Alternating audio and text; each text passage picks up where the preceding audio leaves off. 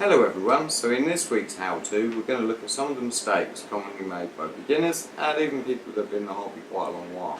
We're going to cover the top 10 most common mistakes that people make with their reef aquarium and what to do to correct those.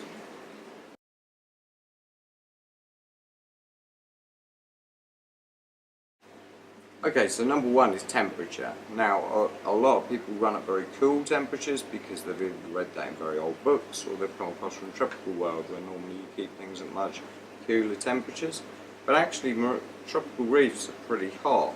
The majority of reefs fall in the range of 28 to around 34, which is a lot warmer than most people think, and if you want to check that, just go on any NASA website or any dive website and it will tell you the sea temperature so you can check where these things come from. Now, if ideally you want to be running at a temperature close to 30 degrees, but that gives you very little room for play. So we generally recommend that you run a temperature controller and you run at about 28 degrees. If you're keeping deeper water stuff, you might want to run slightly cooler, but you definitely don't want to go below 26. The lower you go, the less efficient it is for the immune system for the fish, they're more likely to get ill and less likely to recover if they get a physical injury and things. And also their digestive system doesn't work as well, so you get slower growth, less appetite, and also because they're digesting the food less efficiently, that's going to produce more waste, so you're going to end up with higher nitrates and things. Also, the bacteria that live in a marine aquarium typically operate best at 28 to 32 as well. So the further outside that range you go, the less efficiently the bacteria work. You're more likely to have problems in the event of an ammonia spike, and you're more likely to have higher nitrate problems and things as well. Bacteria just can't synthesize proteins as effectively at lower temperatures. If you haven't got good temperature control and you're just running on heaters with internal thermostats, then you want to be running at about 26, 27 because your temperature's probably swinging quite a bit. But that's really not ideal. The best way of doing it is getting a temperature control and running at 28 degrees. Now people worry about it in warm weather, but it's not the temperature in warm weather that causes the problem, it's the swing. So if you're running at 24 and you've got an air temperature outside of say 30, your tank's going to get up to about 28 pretty quickly, and that's going to give you a 4-degree swing, which is going to cause a lot of problems. If you're already running at 28 and the air temperature is 30, the tank might go up to 29, but it won't go much higher than that, and that 1-degree swing will cause very little problems. Ideally on a temperature controller you want to keep the swing throughout the day to no more than half a degree. So if you're running at about 28, if it goes down to 27.5 to 28 on a cold day, or 28 up to 28.5 on a warm day, that's about where you want to be. Stability is quite important, and that's something that you can sort out quite easily with a little cheap temperature controller. They're not very expensive.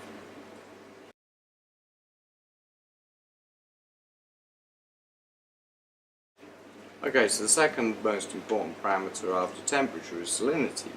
Now when your water evaporates, the salt stays behind, so it's very important that you do your top-ups with RO and not with salt water.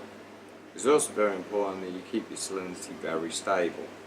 Now obviously to keep your salinity very stable you need to be measuring it very accurately, and certainly in a new tank you want to be measuring it every single day. Once you're used to the way the tank performs and things like that, then checking it 2 or 3 times a week is recommended. Also make sure that you're using a refractometer to do it, because hydrometers can be massively inaccurate, and make sure that you recalibrate your refractometer with saltwater calibration fluid as well, quite regularly, at least once a month, because if you're recalibrating it with RO and you get even quarter point out at the bottom when you're lining the lines up, by the time you get to the top of the scale you could be a couple of points out. Also keep an eye out for any cyano in your tank. That's while cyano's quite a natural thing to happen when you're going through the algae cycle and the start of the tank.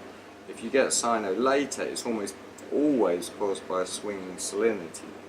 So if you are having any problems with cyano, chances are the salinity is very high or very low or very volatile and swinging around. Now the C is around 35 ppt in the majority of places, and we use ppt rather than SG because it's a little bit easier to read and it makes the maths easier for calculating how much RO or salt you need to correct it. That would be on the scale on the right hand side on your refractometer, so rather than using SG on your left, use PPT on the right. The C is around 35 ppt, but you generally want this more beneficial to be slightly under than it is to be slightly over. So we generally recommend that you run at 34 ppt, and so once you correct it to 34, the salinity will then start to rise and it will be nudging it towards 35 rather than away from 35. If you're on a very large system with very good salinity control that you're checking daily with a calibrated refractometer, you can run at 35 ppt, and we do here on our hard systems, but we make sure that we check every single system with our refractometer every single day, and we do top-ups in the store. We do them manually, but that is done every day. At home you'd be better off getting an RO top-up unit on a home system and using that to keep the salinity nice and stable. Just bear in mind that it's very easy when you're doing a water change to forget to switch the RO top-up off and it pump a lot of salt, unwanted RO water into the tank, so keep an eye out for that. And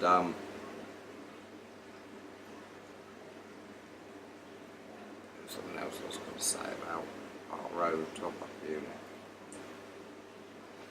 Yes, yeah, I've got it. Yeah. Also bear in mind that your skimmer will also skim some salt out as well. So over time your skimmer will slowly remove salt from the system, and your RO top-up unit may be compensating by putting RO water back in, which can slowly cause your salinity to drop. And if your salinity is a little bit out, then the maths on it isn't overly complicated. Just take the tank volume, divide it by the salinity you've got, and multiply it by the salinity you want. So say you're on a 34 litre aquarium, to make it easy, and your salinity was 34 and you want it to be 35, you just need to add enough salt to be 1/35 of the tank volume, which on a 34 litre tank would be around about a litre. Okay? So it's fairly straightforward like that. Also, if you want to dilute it down, say you were on a 100 litre tank and your salinity is 35 and you want to go down to 34, you need the amount of RO you need to do that is 1/35 of the tank volume. So take your tank volume of 100 litres, divide it by 35, it's going to be about 3 litres. Put 3 litres of RO in and that will correct that back up. Now when you're dropping salinity down, you can drop it down quite quickly with no real ill effects on the majority of organisms. But if you're raising salinity up, it needs to be done very, very slowly. No more than 1 ppt an hour. So make sure that's really slowly done, especially if you have sensitive species like starfish, sea urchins or sand dollars, because they use salinity, salt water instead of blood inside their bodies, so it can have quite a dramatic effect on those. And obviously a lot of SPS corals as well are a lot more sensitive to unstable conditions.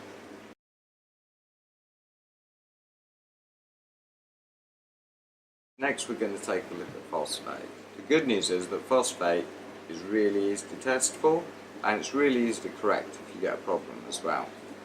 It's very important that you keep your phosphate low at all times, certainly below 0.1, because otherwise it's going to cause problems with hard corals. It interferes with the way they lay down calcium, and that can affect their skeletal growth and their ability to repair themselves. It can also cause a lot of algae problems, and also if left unchecked for a while it can get bound up in sand and things like that and released later. So it's important to keep your phosphate very low all the time. The best way we've found to do that is to run an aluminium based phosphate remover. Any of the ones that are little white balls, we sell our own one, there are other brands available as well. That will keep the phosphate low, but it won't take it super low like you would with an iron based GFO. Because if you run super low, the bacteria that eat nitrates can start to struggle, and then you can end up with a nitrate problem. So run an aluminium based phosphate remover, make sure that the amount in the aquarium is the right amount for the size of the aquarium. Change it out every month, and if you're very heavily stocked, you might need to change it slightly more often. We found the LOS test kits to be particularly reliable at testing for phosphate. Those Salifert and Merck and a few others are pretty good as well. The It's worth checking your phosphate once a month to make sure that you are replacing your phosphate remover as often as you should be. And when you put your new phosphate remover in, keep one old one still in there. That way you're going to get every last scrap you used out of the last month's one, but there's still a fresh one to make sure that everything is dealt with properly.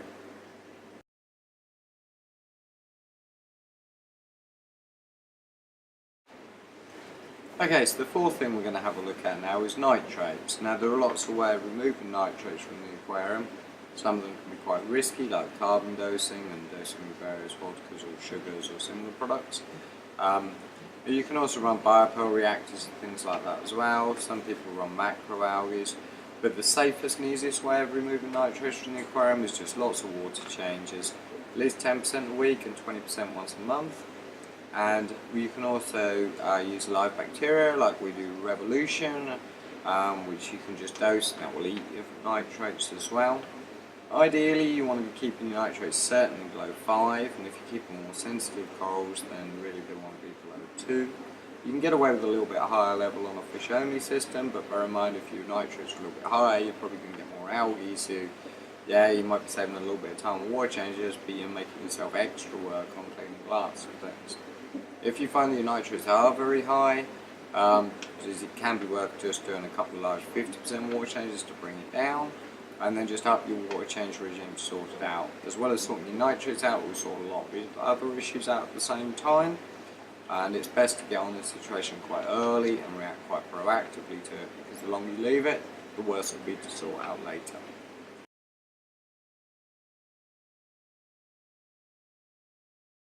So the fifth thing we're going to look at is other dosing. Now, there's lots of other things you can dose for, trace elements, calcium, alg, mag. The overwhelming majority of people that we see dosing for them don't need to dose for it, and when you are dosing, there's far more ways of getting it wrong than there are of getting it right. As a rough guide, if you've got a hard coral tank, you can get away with one decent sized hard coral colony, something about that kind of size, per 50 litres of tank volume, without having to do any dosing at all. The normal water change regime will just take care of that. So say you had a 200 litre tank, you could have 4 corals about that size, hard corals about that size, and you wouldn't really need to worry about any additional dosing. You could go up to about 8 corals that size, still without doing any dosing, as long as you were doing a little bit more water change regime. If you go above that, that's when you then start to look at calcium, alkaline, mag, and dosing of those. You should only ever dose to bring them back to the levels that your salt is at. So if your salt has a KH of 8, you should only ever dose it to bring it back to 8. And that means you have to test quite a lot to be able to work out what it is and calculate it. I'd say if you're quite an organised person, like the kind of person who always cuts the grass on the same day every week, they always wash the car on the same day every week, things like that, dosing might be something worth looking at. For the vast majority of people whose lives might not be quite so organised or structured as that, you're better off just relying on water changes to bring the levels to somewhere where they should be. LPS corals don't really have a huge draw from water anyway, it's only really on SPS heavy tanks where dosing is a bit more integral to the structure of it. And be realistic about your aims as well. You know, if you're not going to have that time to spend in the tank all those times, just avoid those tanks. You can get some really nice soft coral tanks and soft coral tanks with a small amount of LPS in it. They look really great, and it's going to be a lot less taxing and a lot more satisfying in the long run than trying to do something that can be quite complicated and messing it up.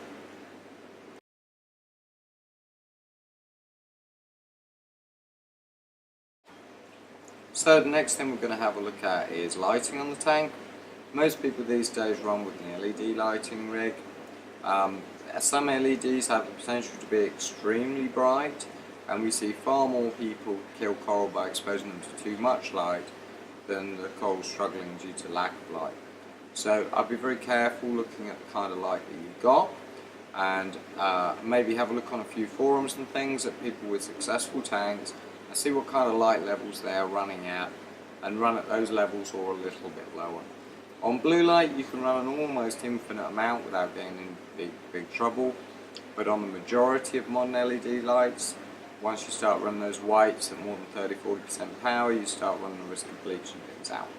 So be very careful with your lighting, you're not leaving it on too long and you're not leaving it on too bright.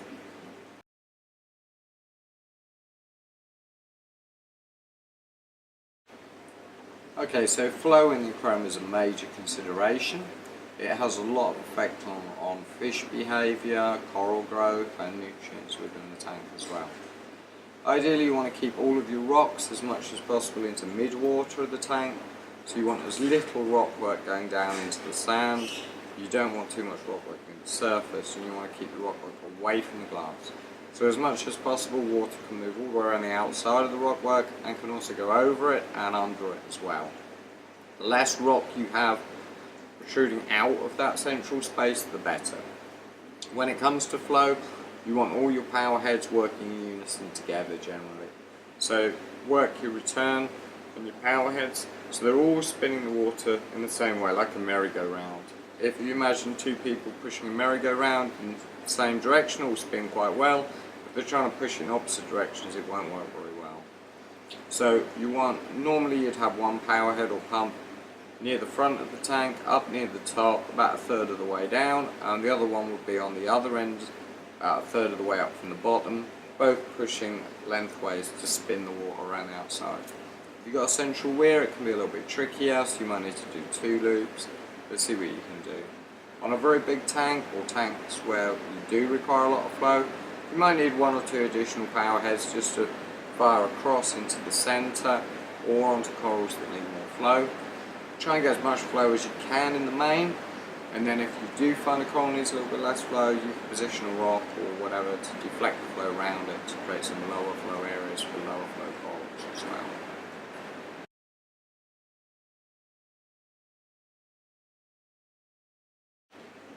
Okay, so now we're going to have a look at quarantine. This is quite important. It's where most hobbyists run into the biggest problems in their first year.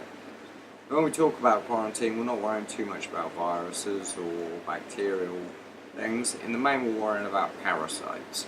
Now, this is something that's very easily eradicated and not brought into your aquarium, but if you don't take necessary steps and it does get into your aquarium, it can be a very big problem to sort out.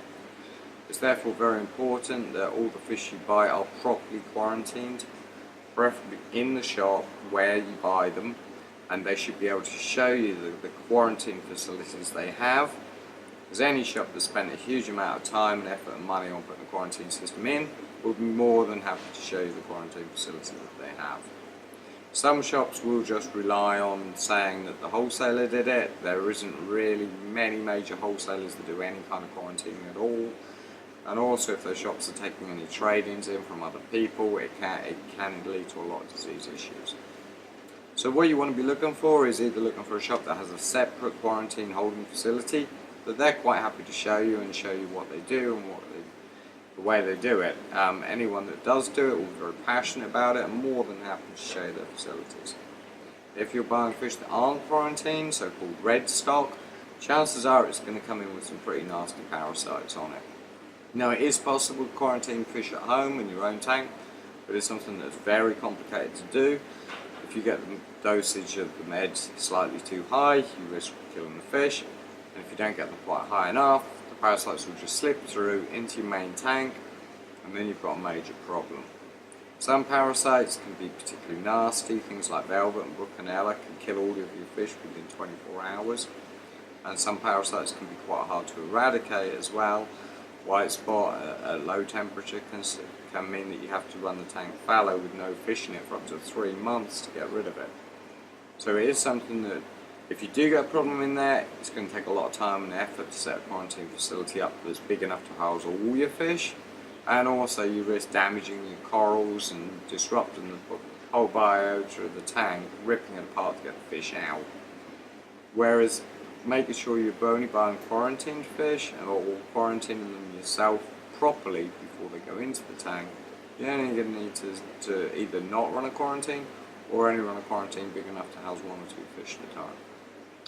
But also bear in mind that anything wet can bring an infection into the tank, so that includes macroalgae, coral frags from your friend's tank, frags or colonies from a shop, anything, even live rock, or equipment that hasn't been properly sterilised.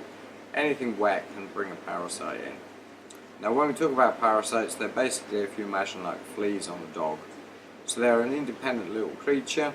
They don't come and go depending on stress. You won't find that your dog gets fleas because it's stressed, and you won't find that feeding the dog extra food makes it go away or things like that. Things like UV and ozone and reef safe cures might make a little bit of a dent, but they're not going to solve the problem, and neither is stress or food really going to make any difference, are they? Either the parasite is in your tank or it isn't. And the only way it gets into your tank is if you physically put it into there. So it's very important that you do look after this, because if you do get a problem, you're going to lose a lot of fish potentially, and possibly quite a lot of coral sorting the problem out as well.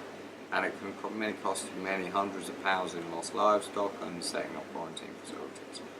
So whenever you're going out looking at where you can buy fish from, always have a look and ask to see their quarantine facilities. Anywhere that's got them will proudly show them off to you, and you might pay a little bit more for quarantine fish when you're buying it, but you're going to make sure in the long run that you don't end up costing yourself hundreds of pounds in lost livestock, extra work, and setting up facilities.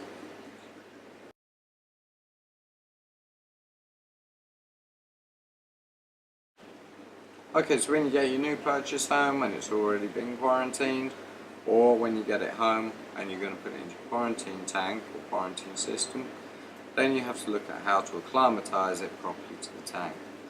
Now, for the vast majority of fish, I say the easiest way of doing that is using a large bag and floating it in the tank or decanting it into a salt bucket, and slowly add tank water to it with a small jug, or preferably a siphon through an airline with a little tap or not the airline.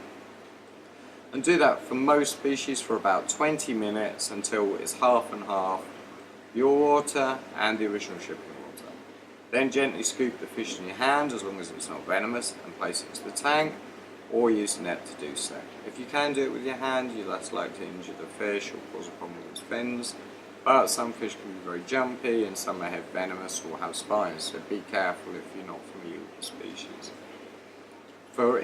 There's a few fish you want to acclimatise a little bit longer. Cleaner wrasses and sweet lips and some tamarins will need a slightly longer acclimatisation process.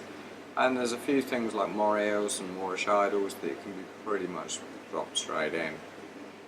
When it comes to acclimatising other things, the vast majority of soft corals can just go straight into the tank, but you do want to consider dipping them first in a good coral dip to remove pests. LPS and SPS corals are often done with a dry acclimatisation, where you take the coral out of water, leave it for 10 minutes or so to slime up, and put it into the tank, and the slime will slowly dissolve and acclimatise itself. But again, also that's also something where it can be worth dipping those corals, just so you don't get any flatworm problems and things like that in the future. When it comes to inverts, they need a much slower acclimatisation. Now, the easiest way we found of doing that is to get them bagged into a bag containing about half a litre to a litre of their own water. This gives you a nice stable amount to acclimatise them from. If you're buying lots of inverts from the same system, often they can be housed together in a bigger bag or in a bucket.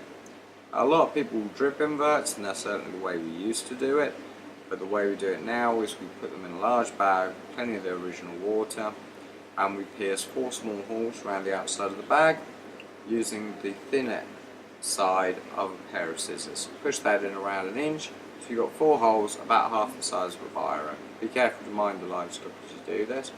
Place the bag into the water and clip that to the side of the tank with a bulldog clip or with a peg. Leave that 3 or 4 hours. You can even leave it overnight if you want, and then release the animals into the water. That gives them plenty of time for their water and your water to mix slowly through the holes in the bag. If you want to be extra cautious about it, check the salinity inside the bag and outside the bag to make sure they're fully mixed and you've got the whole size right before you release them. A gap bigger heart, no more than half of a point of PPT as maximum when moving inverts.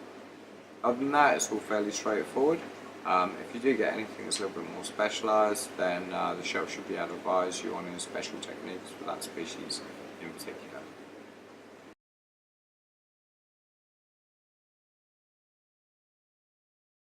So when it comes to feeding, most people often feed too much in one go and often do not enough feeds. The more you can spread the feeding out to your fish, the better it is for the fish, who would naturally feed almost constantly in the wild for the vast majority of species. It also means the nutrient flow going to bacteria is a much more constant stream, which keeps your bacteria population more stable, which in turn leads to less problems with ammonia, nitrates and phosphates as well. So there's quite a lot of benefits to it. For the vast majority of common species, I would say feed at least 2 times a day with good high quality frozen food. If you've got a lot of grazing species in, then use seaweed or flake before the first feed of the day as well. If you can spread the feeding out over 3 or 4 feeds or even more, that's even better, but don't go below 2. If some predatory fish like lionfish and large groupers may need feeding less frequently, that's something generally more for the more advanced hobbyists, and you can play that by ear as you go along with the individual species and that individual specimen as well. Most predatory stuff will need more feeding when it's small and less when it's bigger generally. If you're keeping very sensitive species like antheas or seahorses, then you may find you need to do a minimum of 4 or 6 feeds a day.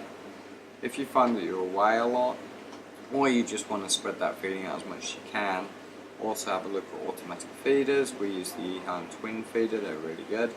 You can load them up with flake or pellet and do lots of little feeds throughout the day, and then you can just top it up with 1 or 2 big feeds when you're there.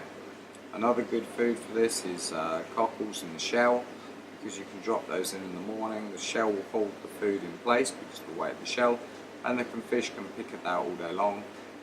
It's a really good way of feeding meat-eating fish all day long, just like seaweed and the clip is for grazers all day long.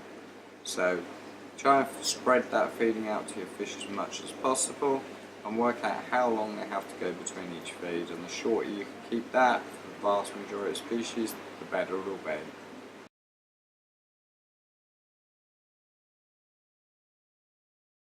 Okay, so those are the 10 most common mistakes that we see new people make to the hobby. Make sure you subscribe to our YouTube channel and check in every week, where you see lots of new videos with other handy tips on how to keep your tank looking great.